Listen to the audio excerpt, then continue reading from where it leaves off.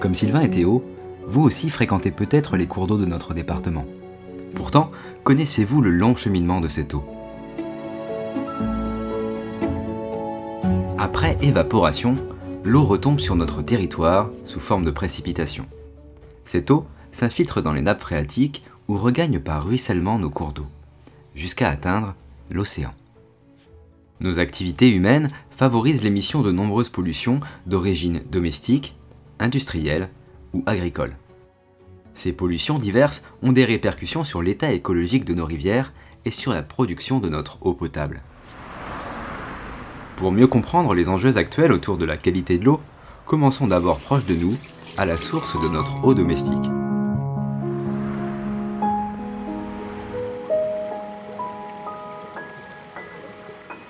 Vous êtes ici aux sources du Vivier, qui est la source historique de la ville de Niort. SEV, c'est un syndicat donc qui produit et distribue de l'eau à 5 communes, 75 000 habitants environ, sur la communauté d'agglomération du Niortais. Dans notre département, pour produire de l'eau potable, l'eau est captée dans des nappes phréatiques plus ou moins profondes. Son origine souterraine ne signifie pas que cette eau est de bonne qualité. En effet, dans l'aire d'alimentation de captage, toute goutte d'eau plus ou moins polluée est potentiellement amenée à s'infiltrer dans la nappe. C'est pourquoi, sur l'ensemble du bassin d'alimentation, on doit veiller à maîtriser nos activités. Au sein de ce périmètre, tout le monde est responsable de la préservation de la qualité de l'eau. L'agriculture reste dans le département l'activité qui altère le plus sa qualité. Rappelons que les nitrates, issus de l'apport d'engrais azotés pour les cultures, sont parmi les principaux polluants, avec bien sûr les pesticides. En fonction du taux de contamination de nos nappes phréatiques, les collectivités adoptent différentes mesures. Si cette pollution est trop élevée et dépasse les normes, le captage sera fermé. En dessous de ces normes, l'eau prélevée va entrer dans le circuit de production d'eau potable pour y être traitée. Nous n'avons pas forcément une mauvaise qualité d'eau brute, mais nous sommes quand même obligés de la traiter, et au niveau des nitrates, un peu des pesticides, avant évidemment de la distribuer. Le premier traitement, c'est la dénitrification. En deuxième, c'est au gazozone. Et en troisième, des charbons actifs. En matière de production d'eau potable, certaines localités fonctionnent sans traitement. La technique consiste alors à diluer des eaux plus ou moins polluées avec des eaux de meilleure qualité. C'est vrai qu'on a 29 captages sur notre territoire et ces captages alimentent une grande cuve qu'on appelle une cuve de mélange. Donc en mélangeant une eau qui est dégradée par rapport au nitrate et une eau qui ne l'est pas du tout, on arrive à avoir un taux de nitrate qui respecte la norme de potabilité. L'eau captée répond maintenant aux normes de potabilité. Elle est ensuite stockée puis distribuée au robinet pour nos usages quotidiens. Nos eaux usées rejoignent ensuite le réseau d'assainissement pour être traitées une dernière fois avant d'être rejetées dans le milieu naturel. Les syndicats des eaux assurent également cette opération. Depuis de nombreuses années, l'assainissement s'est considérablement amélioré dans la plupart des collectivités. Au terme de cette étape, l'eau est enfin rejetée dans nos cours d'eau. Des analyses réalisées au début et à la fin du cycle par l'Agence régionale de santé permettent aux syndicats de surveiller en continu la qualité des eaux. Toutes ces opérations dont découle la production d'eau potable et son contrôle qualité ont un coût, répercuté naturellement sur notre facture d'eau. En effet, l'eau étant un bien commun, ce que nous payons n'est pas la ressource elle-même, mais bien les services de distribution et d'assainissement. Aussi, pour agir à la base des problèmes de pollution et améliorer la qualité des eaux brutes, les syndicats des eaux adhèrent à des programmes dits de reconquête de la qualité de l'eau.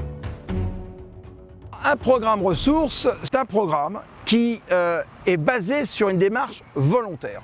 Il est porté par le syndicat d'eau, puisqu'on demande au syndicat d'eau de faire attention et de gérer sa ressource. Les programmes ressources sont mis en place sur les zones de captage prioritaire, dit captage Grenelle.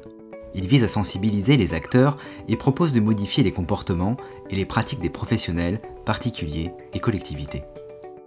Par exemple, depuis 2012, la ville de Niort adhère à une démarche zéro pesticide dans la gestion de ses espaces verts.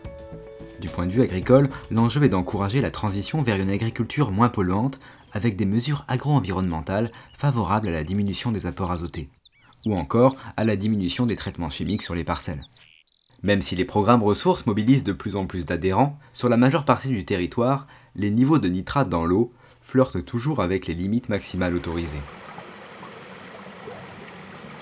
L'efficacité des programmes ressources dépend avant tout de la dynamique de chaque bassin versant et donc de l'adhésion des acteurs concernés. Néanmoins, si les efforts sont réels autour des zones de captage, hors de ces périmètres, le réseau hydrographique, autrement dit nos cours d'eau, reste très impacté.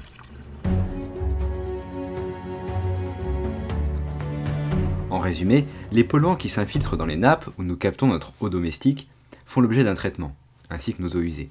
En revanche, pour les polluants qui regagnent directement les cours d'eau, il n'y a aucun processus de dépollution et pourtant le milieu naturel reçoit en continu de nouveaux apports. Pour comprendre la situation, partons par exemple d'une parcelle agricole. Lorsqu'il pleut, les molécules polluantes présentes en surface sont entraînées par la pluie et regagnent par ruissellement les rivières et les nappes phréatiques. On parle alors de lessivage des sols.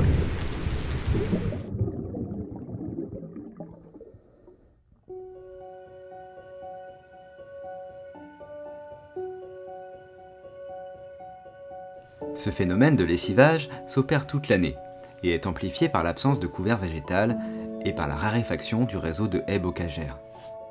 Lorsqu'on parle de pollution, il faut aussi considérer les molécules polluantes stockées dans les sols et qui un jour ou l'autre finissent leur cycle de vie dans l'eau.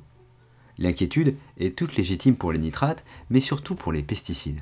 Non seulement parce que des pesticides qui sont maintenant interdits depuis pas mal d'années ont une telle rémanence qu'on les trouve encore, et il y a des nouveaux pesticides qui ont fait leur apparition sur les marchés, qu'on trouve maintenant de plus en plus fréquemment dans l'eau. La rémanence d'un pesticide, que ce soit dans l'eau ou dans le sol, c'est le fait que la molécule qui a été déposée dans une culture une année donnée soit toujours présente et toujours active dans l'eau ou dans le sol. Et ces combinaisons d'ailleurs entre pesticides interrogent beaucoup les scientifiques parce que en gros, on estime par exemple sur la zone atelier ici que les agriculteurs utilisent environ 400 ou 500 pesticides différents. Et du coup, c'est une grande boîte noire, c'est ce qu'on appelle les effets cocktails, c'est-à-dire à la fois les mélanges de pesticides entre eux et les mélanges de molécules ou de matières actives dans le temps.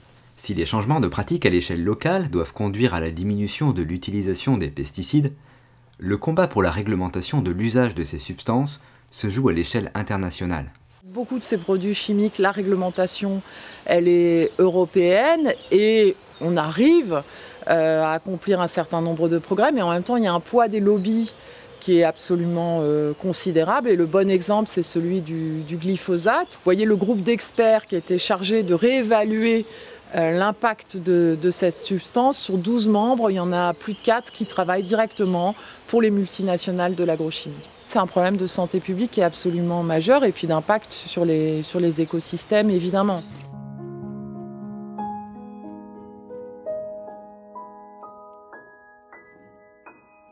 Aujourd'hui, de nouveaux enjeux émergent avec le rejet de molécules qui ne sont pas traitées dans les réseaux d'assainissement. Ce sont par exemple les médicaments que nous consommons ou que nous jetons et qui se retrouvent dilués dans les eaux usées. À raison de milliers de consommateurs, les doses peuvent vite devenir néfastes pour l'environnement. Des études ont montré que nos médicaments et produits vétérinaires s'accumulent dans l'écosystème et affectent la reproduction de certaines espèces de poissons et d'amphibiens. Tous ces polluants de diverses origines s'accumulent et vont peu à peu se concentrer lorsque les débits des cours d'eau diminuent. La problématique de la qualité de l'eau rejoint alors les problèmes de quantité, avec l'augmentation croissante de nos besoins, couplée à des périodes de sécheresse de plus en plus marquées.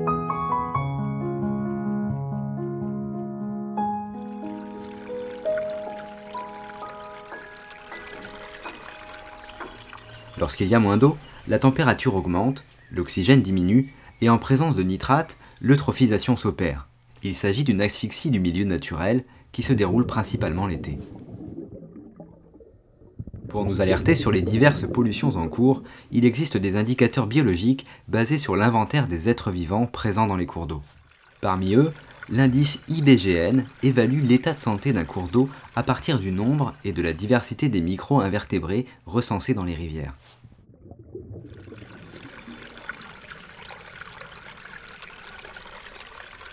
Gamarres, trichoptères, perlidés, sangsues, ces animaux aquatiques que l'on observe dans le lit des cours d'eau se trouvent à la base de la chaîne alimentaire.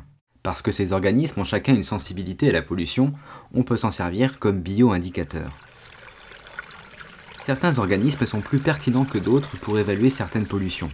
Par exemple, les diatomées proches des microalgues s'avèrent plus efficaces pour mesurer la pollution aux pesticides. Tous les indicateurs de contrôle de qualité de l'eau, qu'ils soient biologiques ou chimiques, nous alertent sur le fait qu'en région Poitou-Charentes, nous sommes bien loin d'atteindre le bon état écologique de nos rivières et de nos nappes phréatiques, comme l'exige la directive européenne sur l'eau. Seule une modification profonde du modèle agricole permettra la reconquête de la qualité de l'eau. En quelques générations, la dégradation des sols et des rivières a été fulgurante. Certains habitants peuvent d'ailleurs témoigner d'une époque où les rivières montraient un tout autre visage.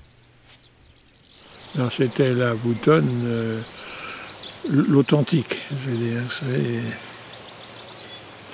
Et on la respectait à l'époque. Bon, moi j'ai 86 ans, l'avenir est derrière moi. Hein. Bon, alors, mais enfin, il faut penser aux autres. Hein. Le respect de la qualité de l'eau est donc bien une affaire collective, une solidarité qui doit animer chaque citoyen, qu'il soit agriculteur, industriel, élu ou abonné.